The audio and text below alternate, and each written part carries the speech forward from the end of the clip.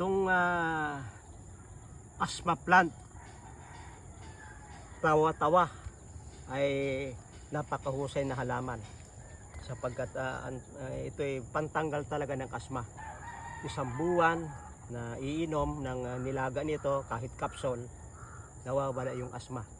Maganda rin ito sa mga sipon, sa ubo, sa lagnat, at maraming pinagagamitan nito hanggang matataas sa blood sugar ay natatanggal nito.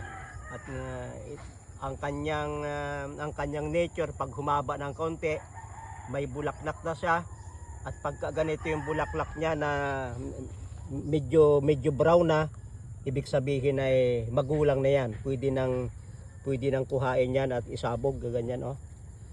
At kapag dumating ang ulan o di kaya basa yung lupa, madaling tumubo yan. Ang pagkuha ay ginaganyan, iniiwan yung sapagkat diyan maglalabasan yung mga marami pang mga suloy, diyan maglalabasan. Hindi mahirap itanim, nabubuhay kahit sa mga buti lang, hindi mahirap alagaan. Basta pag summer, madidilig-dilig lang para tuloy-tuloy yung kanyang paglago. At ito yung mga bungang yan, lalaglag yan at tutubo, pwedeng ilipat. Kaya kung kayo mayroong hika, may matinding ubo, laging nilalagnat, uminom ng itong tawa-tawa di kay kapsol. Salamat sa pagsubaybay sa Natural Wellness, si Pastor Vito.